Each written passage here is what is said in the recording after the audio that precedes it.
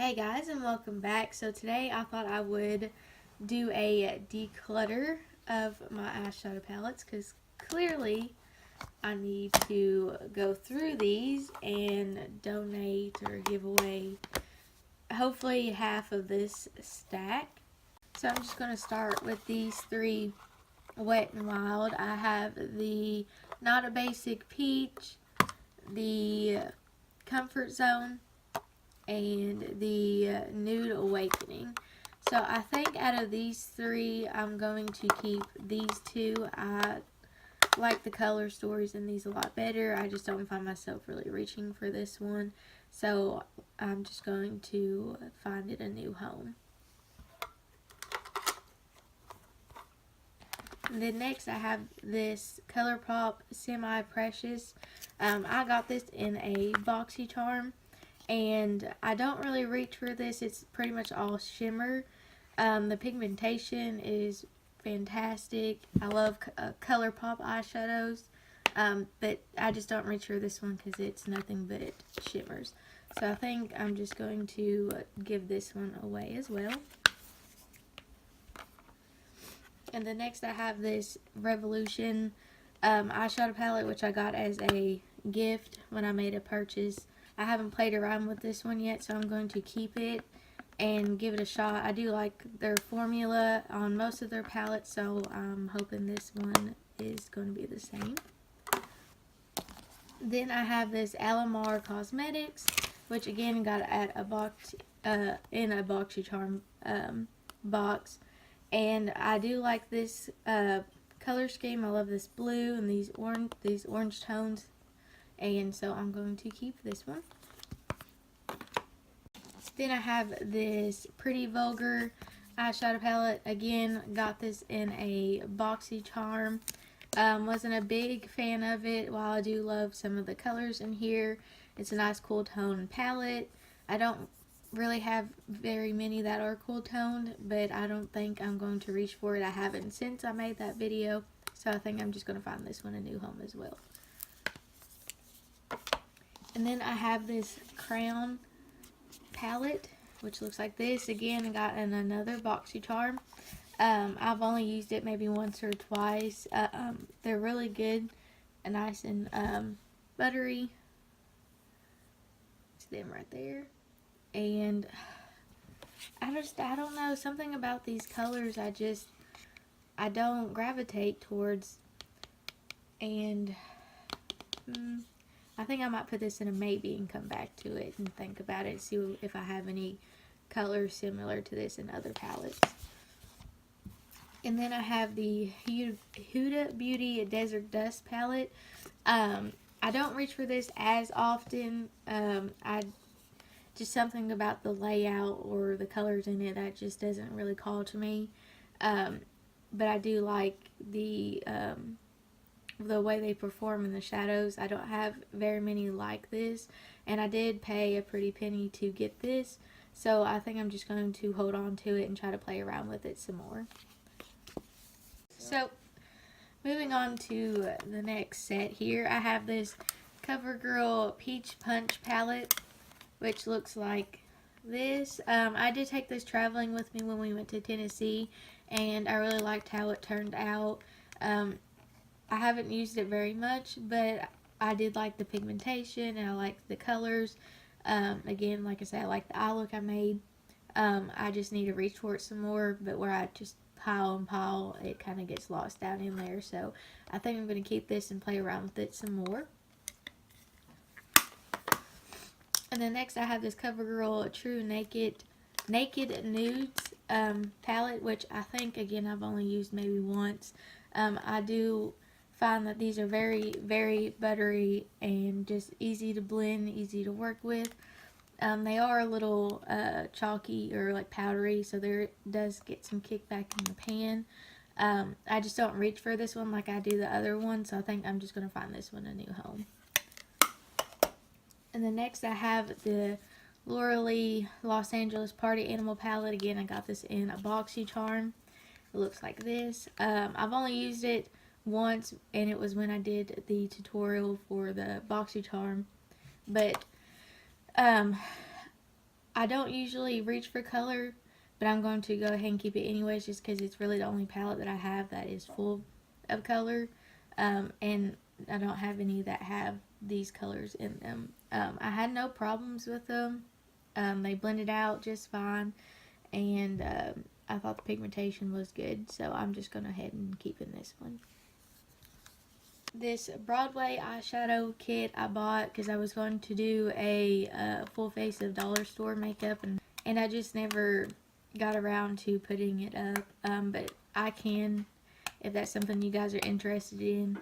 If I can get it open, that would be nice. I mean, these were nice and buttery. I had no problem with them. They're very pigmented. They show up nicely. They've been blended nicely. Considering I only paid, a couple bucks for these at the dollar store. They all are shimmery. That's the only bad thing about this palette. I tend to just go for something that has a mixture of both mattes and shimmers, so that way I don't have to keep pulling out different palettes. But if you're looking for something inexpensive and something, that just about every place, has a dollar store, I would definitely look into picking that up. And this is the, I guess, BSKO2, I guess would be the name of it, but yeah. So I think I'm just going to find this one a new home. And then next I have the Milani Most Loved Mattes, which looks like this. I have used this a couple times, mainly just this row here. I do want to dive into this purple because I do love purple eyeshadow looks. They really suit my skin or my eye color. So I want to dive more into these as well. But it took me forever to find a Walmart near me that carried these eyeshadow palettes. So I'm just going to go ahead and keep this one and try to reach for it some more. Alright, so I have these two Maybelline palettes. One is the Soda Pop and one is the Lemonade. I did use this in a drugstore first impression type video. And I really do enjoy these colors. I only played with like these darker purpley tones. I haven't touched this up here, so I'm going to keep this and see how these up here perform. But like I said, I have no problems or issues with blending these colors out or the pigmentation. And they're nice and buttery. I've had great success with these, so I'm going to keep that one. As far as the Lemonade one, I haven't really played around with it. I think I might have used it once. So I want to keep this one as well and play around with it and see if it's just as good as the other one. I heard some really great reviews on this one. So yeah, I think I'm just going to keep it and try to see if I should permanently keep it in the collection or not. Alright, so moving on to this Pure Masquerade palette, which I got in this month's BoxyCharm. And while I do find that these have nice pigmentation, these, however, I didn't care much for. They're not really my colors. I don't see myself reaching for this. I will only be able to use the 3 out of the 4 for these. That's what they look like. Swatch there. This I had to build up these two. They're very powdery and there's a lot of kick up in the pan, and overall I just wasn't very pleased with this palette, so I'm just going to find it a new home. Alright, last pile I have this Urban Decay Naked, which I know is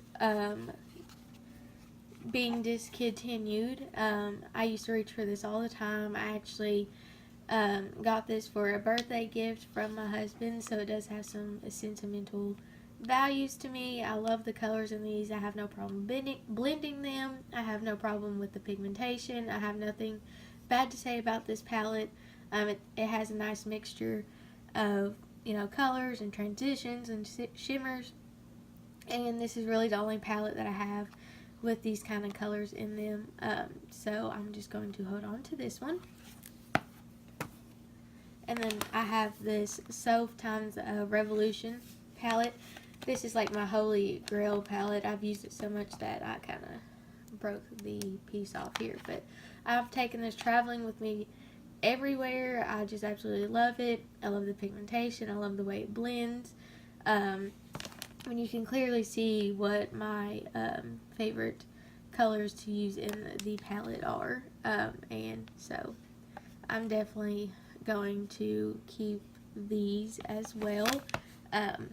And I hunted for this palette, and I finally found an Ulta with one left, and I snagged it up real quick, and ever since I haven't been able to put it down. So I highly recommend picking up this palette if you haven't. Moving on to my last two. This isn't technically a eyeshadow palette, it's more of a Z palette.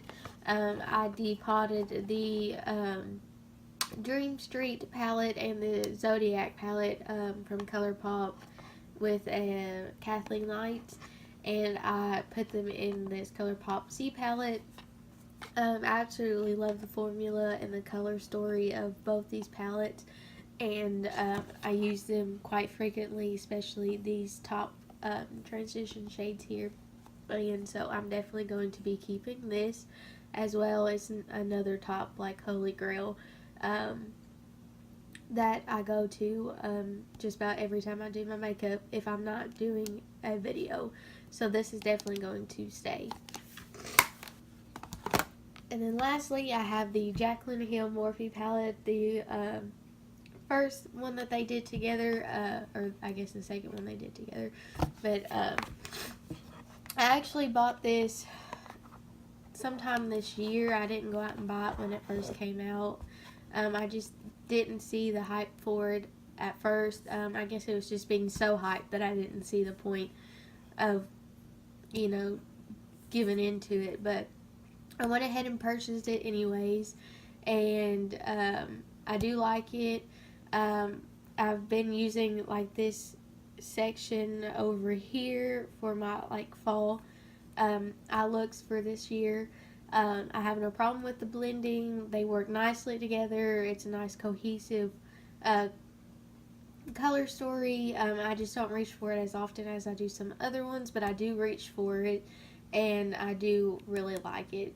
So I'm going to keep this one as well. Alright, going back to that Crown palette, I think I'm just going to go ahead and declutter this one and find it a new home. Someone who's actually going to reach for it. I just honestly don't think that I'm going to reach for it, and I really don't want to keep anything that I'm not going to try to reach. So I think it would probably just be better to find this little guy a new home. So this is the keep pile, and this is the donate pile. While I still know this is, you know, kind of excessive to have, I do love these palettes, and I do like to reach for them. Some of them I haven't played around with yet, or I've only played with once, and I'm going to keep and play with them some more, so they probably might not, you know, even be permanently in this stack for much longer. And so, yeah, I think, you know, purchasing these with my own money and, you know, building them up and working with them, and, you know, makes it a little bit harder for me to justify getting rid of them, but I do reach for them, and so I know they're going to get some good use. So, and then these are just going to be the ones that hopefully some friends or family will want to take off my hands. So yeah, guys, I think that will be the end of this video. If you like this kind of videos, just, you know, give it a big thumbs up, and leave down in the comments below what you would like to see decluttered next. So until next time, see you guys.